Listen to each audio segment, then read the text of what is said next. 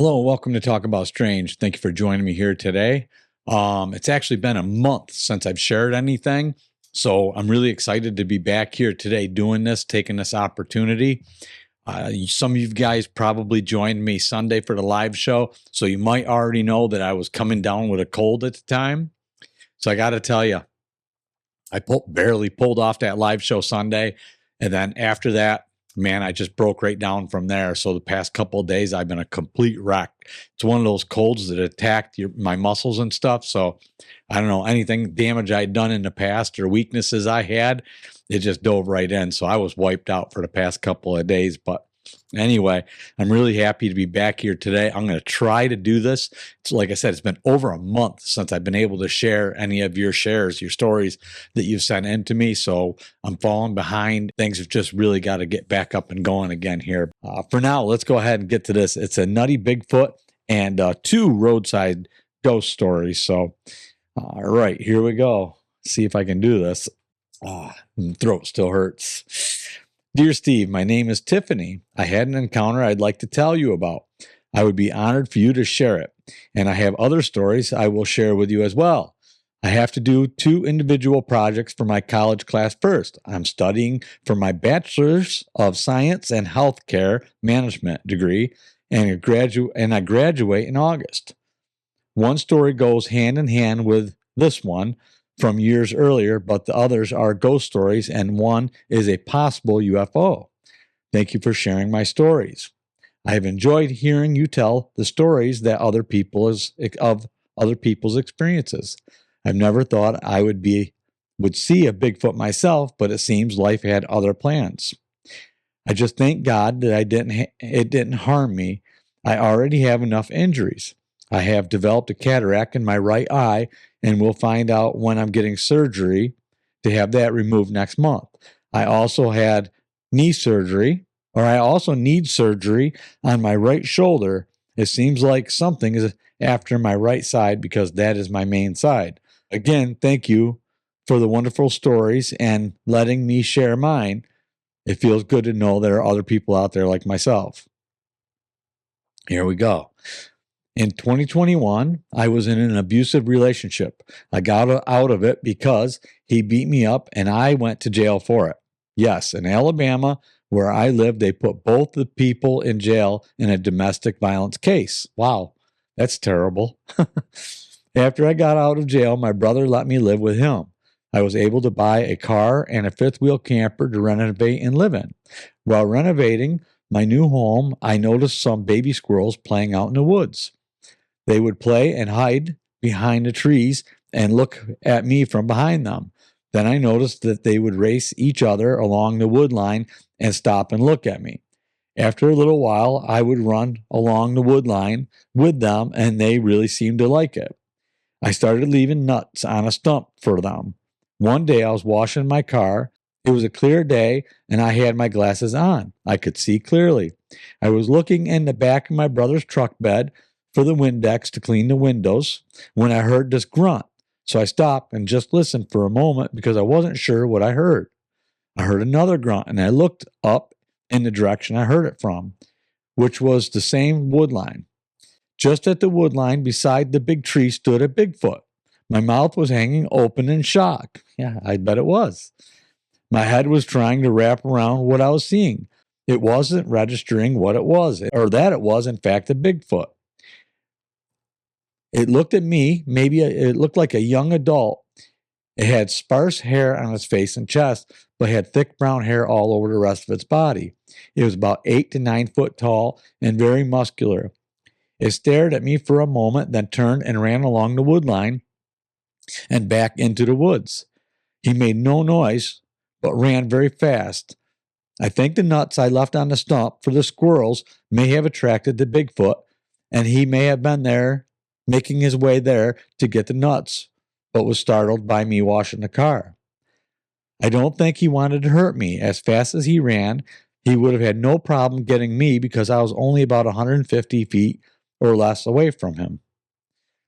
Anyway, thank you for taking the time to read this story. I have more stories I will send you later about ghosts and haunted houses, which she did send a couple. I own. Please tell Claire that I am sorry about the loss of her mother. She can count on me as a friend. I know I got startled by seeing Bigfoot behind my brother's house, and I wish I hadn't, but I'm not used to seeing them. I think she's a gift. So are you, Steve. Thank you for allowing people to tell their stories on your channel. God bless you and your listeners, Tiffany. Thanks, Tiffany. I really appreciate that. That's really a cool encounter story and kind of what you'd want to expect, something like that to happen. So many people do get terrified. I mean, you can't hardly blame them. It's like seeing a bear in your backyard. You're going to be startled. You can't help it. But it's just good that was a good encounter. And they do, from everybody, what everybody says, enjoy gifts like that. Maybe try leaving apples out there or something and see what happens. But that's really cool. Thank you for sending that to us. And we look forward to some other ones. But for now, I'm going to go on to these other two that you sent in. As I promised before, I am sending some stories up just to let you guys know. She did send these separate. It's been a while since she sent that first one. So then she sent these. So I just put them together. Anyway, as I promised before, I am sending some stories of some ghosts my friend and I saw when we lived in Mississippi. I grew up in Mississippi from the time I was a baby until I was 12 years old. We lived in a small town named Gutier, pronounced Gaucher. Okay. All right. We lived in a small lot near neighbors who had adopted a daughter who was maybe 3 or 4 years old. One day, our washing machine stopped working, so my parents loaded the dirty clothes, my sister's brother and myself, into the station wagon. Boy, that sounds familiar. When I was a kid. Yes, we had a grocery getter that we called the grocery getter from hell because it was so fast. Yeah, my mother had one of them. That's funny. So we went to the laundromat where we washed and dried our clothes. On the way back home, it was dark. We were close to our street when we saw a little blonde-haired girl wearing a white dress walking across the side of the road, then go into the woods. We thought it was the neighbor's daughter, so we stopped the car and we tried calling her. When she would not come out of the woods, we went to our neighbor's house. My mother knocked on their door. When they opened the door and invited us in, my mother said we had seen Pooh, the little girl, go into the woods. The little girl's mother said that was impossible because she was home. She took us into the kitchen where she saw the little girl sitting at the table wearing a blue nightgown. Interesting. That's something else. That's the end of that story. But wow, that is kind of neat, right?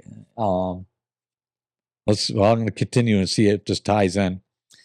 The next story takes place in the same area. One night after coming back from going to the store, we saw a dark shadow-like image of a man walking beside the road. There was no man. It disappeared as we were driving past the area where we saw it. I don't know if these are ghosts of people who died on the road. I don't know the backstory. I only know that we saw those nights. I don't want to write too many stories, so it will overwhelm you. I do have more that I will send you later. I forgot to tell you about myself, so I will let you know now. I am a 52-year-old woman. I'm a veteran of the Army National Guard. I'm a college student studying for my bachelor's in science and health management degree, which you did tell us that. And I will be graduating in August, after which I will be working on my master's of science and healthcare management degree and will keep going until I get my doctorate, which is awesome. Awesome. Congratulations. I am on the president's list. I am also an ordained minister, an artist, singer, and jewelry maker. I am also renovating my home by myself. Whew, you're a busy person. I don't even know how you found time to write this. I have been listening to the stories that other people have sent in and have to say that I am quite impressed with them. I think that Claire, Jane, and the other people who are hybrids have given birth to hybrid babies are strong people.